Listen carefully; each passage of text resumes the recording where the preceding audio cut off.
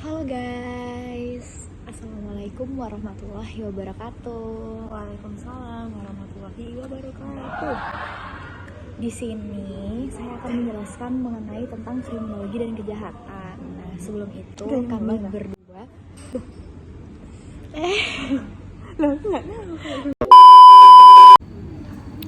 Assalamualaikum warahmatullahi wabarakatuh. Selamat pagi. Selamat siang. Ya, selamat siang teman-teman. Selamat siang Bapak. Di sini kami berdua akan menjelaskan mengenai tentang kriminologi dan kejahatan. Sebelum itu kami berdua akan memperkenalkan diri masing-masing. Dimulai dari Dila. Jadi perkenalkan, nama saya Okarin. Nama saya Anya Geraldine.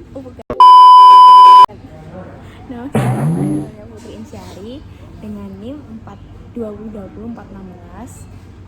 Saya dari kelas 2G. Dan di sini teman saya Putri Cahyani Raini, NIM 428 dari kelas Fakultas Hukum kelas 2G. Nah, tema video kali ini kita berdua bakal ngejelasin apa sih itu kejahatan dan kriminologi. Dan enggak itu aja sih teman-teman. Jadi kita bakal ngejelasin ada berapa sebab ya? Ada tiga poin. Kita punya 3 poin yang bakal kita jelasin mengenai tentang kriminologi dan kejahatan. Betul sekali. Langsung cus aja deh kayaknya. Kak, jadi oke. Nah, di sini kalian tahu nggak sih kriminologi atau kejahatan itu apa gitu? Apa kamu nggak asing kan pasti? Ya, Kita semua pasti nggak asing kan kriminologi dan kejahatan tuh apa sih gitu kan? Mungkin kalian tahu kriminologi itu ya kriminologi, kejahatan ya kejahatan. Padahal di antara dua kata tersebut tuh memiliki arti gitu. Ada asal usulnya gitu. Nah, secara etnologis, kriminologi berasal dari kata krimen yang berarti kejahatan dan logos yang berarti pengetahuan atau ilmu pengetahuan. Sehingga secara singkatnya bahwa kriminologi adalah ilmu yang mempelajari tentang kejahatan, seperti itu. Nah, istilah kriminologi sendiri itu untuk pertama kalinya di tahun 1879 digunakan oleh P. Topinard, seorang ahli antropologi yang berasal dari Perancis. Tapi istilah kriminologi itu dulu belum ada dan belum marak gitu dipakai, iya nggak sih? Ya, nah, yang sering dipakai itu istilah antropologi kriminal, seperti itu. Nah, selanjutnya bisa dijelasin oleh Dila. Dila mau jelasin apa nih? Jadi di sini aku bakal jelasin tentang pengertian kejahatan atau definisi kejahatan. Nah, jelas-jelas kan kejahatan biasanya kan diatur sama hukum pidana tuh, tidak dianggap sebagai tindak pidana. Nah, di sini menurut buku Kitab Undang-Undang Hukum Pidana itu tidak mendefinisikan, tidak mendefinisikan kejahatan, tetapi ada pakar-pakar hukum pidana yang mendefinisikannya. Salah satunya adalah R. Susilo. R. Susilo mengatakan bahwa R. Susilo ini mendefinisikan kejahatan di dalam bukunya yang berjudul Kitab Undang-Undang Hukum Pidana serta komentar-komentar lengkap pasal demi pasal di tahun 1995. Beliau menuliskan bahwa membedakan pengertian kejahatan menjadi dua sudut pandang, yakni sudut pandang secara yuridis dan sudut pandang secara sosiologis. Yang pertama, kita bahas tentang sudut pandang yuridis. Jika dipandang dari sudut pandang yuridis, menurut Susilo, pengertian kejahatan adalah suatu perbuatan tingkah laku yang bertentangan dengan undang-undang. Yang kedua, dilihat dari sudut pandang sosiologis, pengertian kejahatan adalah perbuatan atau tingkah laku yang selain merugikan si penderita juga sangat merugikan masyarakat, yaitu berupa hilangnya keseimbangan, ketentraman, dan ketertiban. Nah, jadi itu ya kalau misalnya pengertian kejahatan itu nggak ada dalam KUHP, tapi dia itu KUHP itu mengatur tentang delik kejahatannya. Betul, gitu ya. Betul. Jadi definisinya itu didefinisikan oleh pakar pidananya. Kalau untuk mengatasi kasusnya tuh ada dalam buku KUHP itu ya. Betul. Meskipun tidak ada definisi tentang kejahatan, tapi di situ tertera cara permasalahannya yang mengatur tentang kejahatan tersebut, ya, seperti betul. itu ya. Beserta sanksi-sanksinya ya guys. Oke, lalu sekarang lanjut nih. Nah, ngelanjutin apa yang udah dijelaskan sama Dila. Di sini ada juga nih kejahatan tuh ada dua pandangan loh. Kamu tahu nggak? Nggak tahu. Tetot. Jadi kejahatan itu ada pandangan mazhab positif Italian dan mazhab lingkungan seperti itu. Nah, kejahatan menurut pandangan mazhab positif Italian itu berawal dari kata mazhab positif Italian atau bisa disebut dengan tokoh aliran antropologis yang dimana pada tahun 1876 menulis buku termasyhurnya yang berjudul L'Uomo Delinquent, Manusia Penjahat.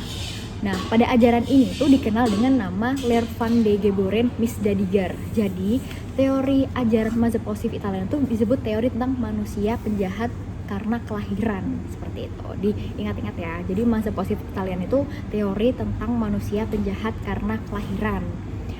Maksudnya itu gimana sih? Bahwa kelahiran manusia telah menentukan unlike atau bakat atau dasar manusia untuk kemudian menjadi penjahat, seperti itu. Hampir 40% dari penjahat-penjahat yang biasanya diberi nama beropmisdadigers, yaitu orang-orang yang melakukan kejahatan karena memang sudah menjadi pekerjaannya, adalah penjahat karena menjadi penjahat sesuai dengan bakat mereka yang telah ditentukan karena kelahiran mereka, seperti itu.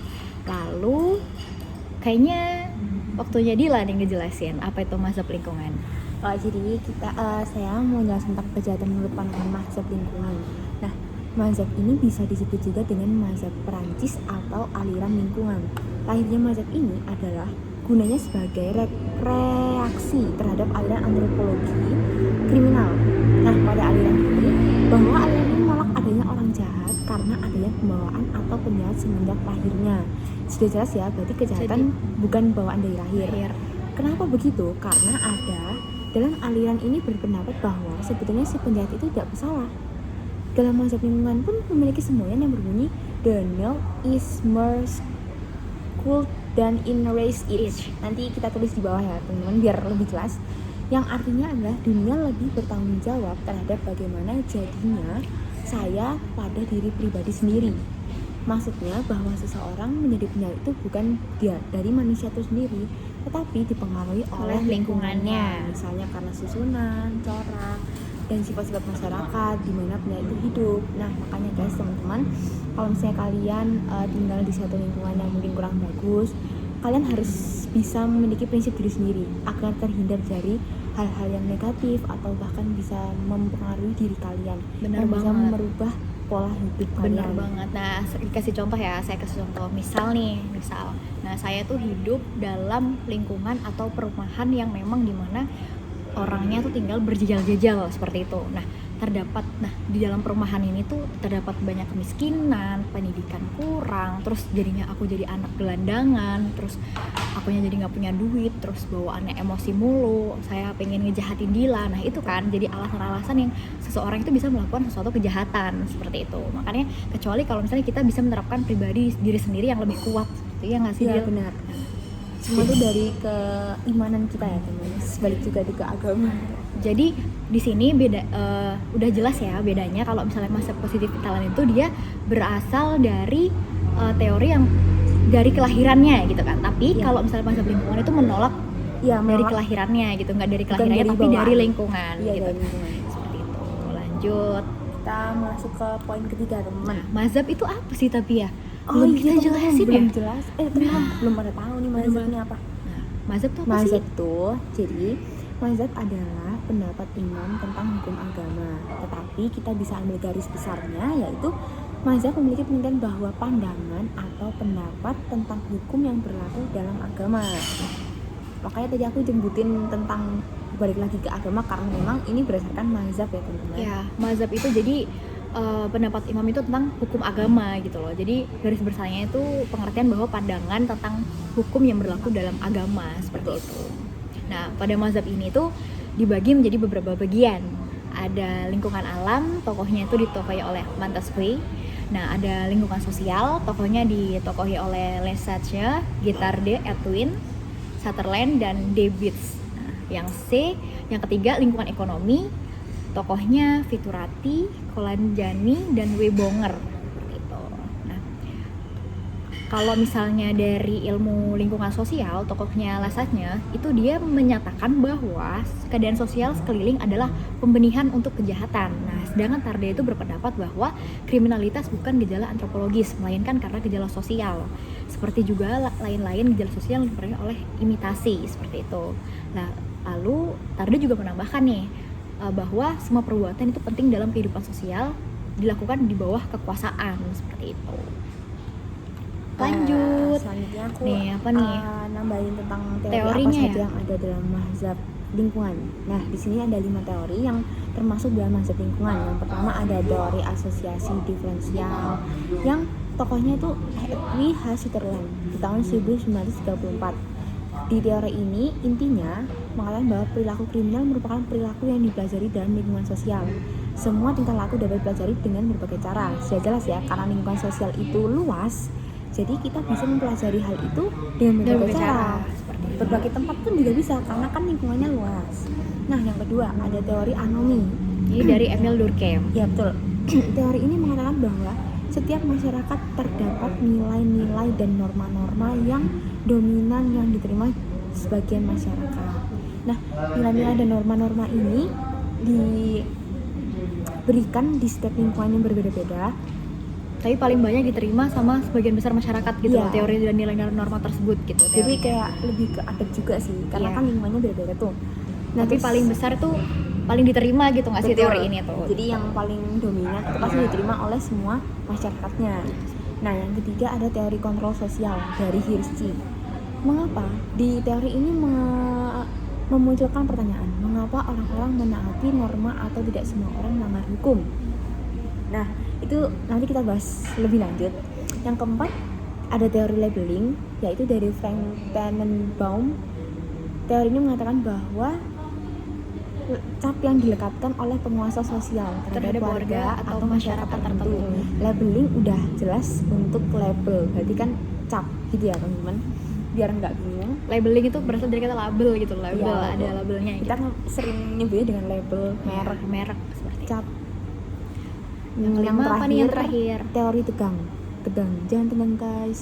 Teori tegang itu pada dasarnya manusia itu baik karena kondisi sosial lah yang menciptakan tekanan atau stres yang bisa bikin dia stres sehingga menimbulkan ketegangan diri dan akhirnya terjadilah Kejahatan seperti itu. Jadi maksudnya teori tegang itu dia tuh ngejelasin pada dasarnya semua orang itu baik Iya, gitu betul. loh. Tapi karena kondisi sosialnya kayak yang tadi dijelasin kayak ada mazhab lingkungan gitu, dipengaruhi oleh lingkungannya. Nah, sebenarnya itu manusia itu baik gitu. Cuman dipengaruhi oleh sosialnya, lingkungannya gitu. Nah, itu yang bisa menciptakan orang jadi jahat gitu Iya, loh tadi. benar. Contoh-contohnya yang sudah saya sebutkan tadi di awal seperti Sampai itu. ada yang mengatakan bahwa orang jahat berasal dari orang baik. Ada loh teman-teman filmnya. Iya, Bener kan? bener Apa sih banget. filmnya? Yang film dari luar negeri. Jadi sebenarnya di dunia ini nggak ada orang jahat.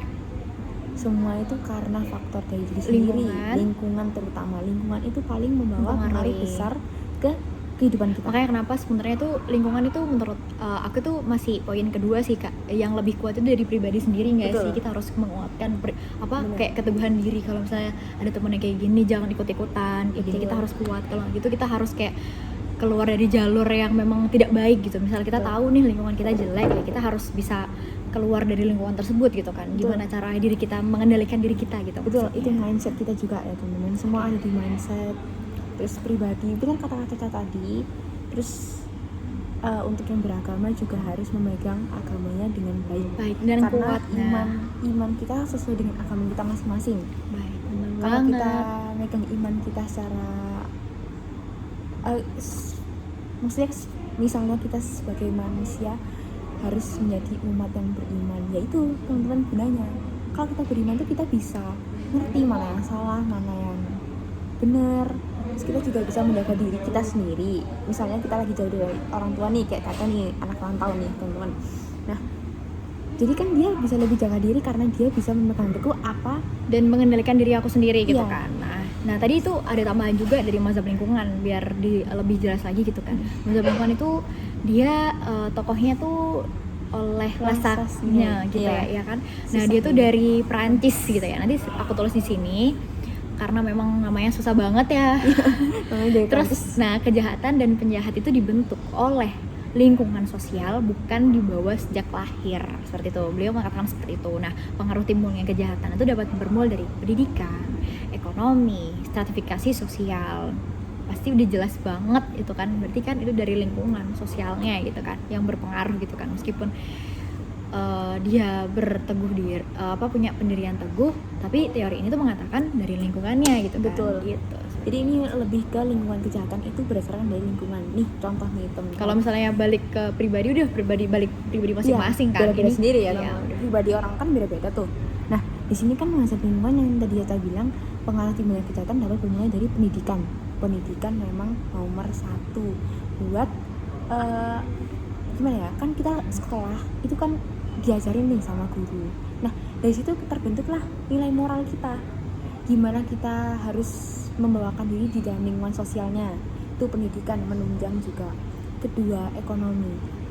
Semisal nih perekonomian seseorang mungkin dikatakan kurang mampu, A few moments later. sehingga tidak bisa mengikuti, tidak bisa menjadi apa sih,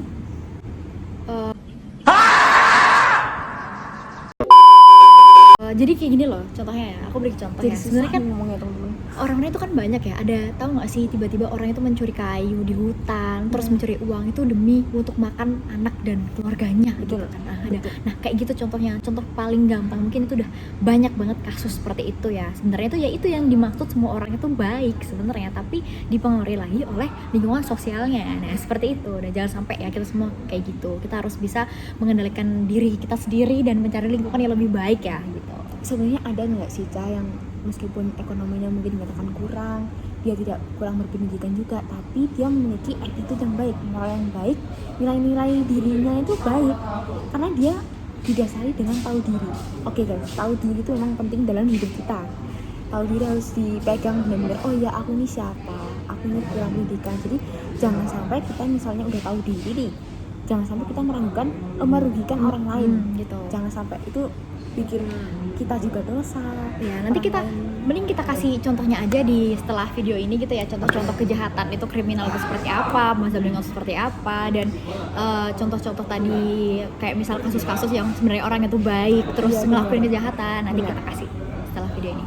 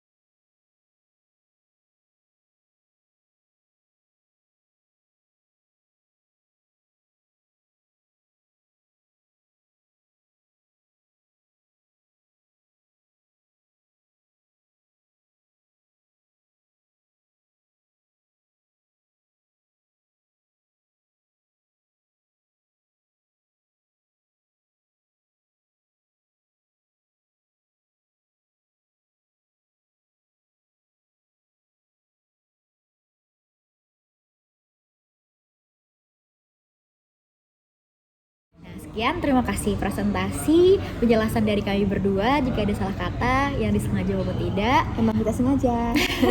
enggak sengaja guys ya. Enggak. Mohon maaf ya. Mohon Terima maaf ya. kasih. Terima kasih. Assalamualaikum warahmatullahi wabarakatuh. Sampai jumpa teman-teman.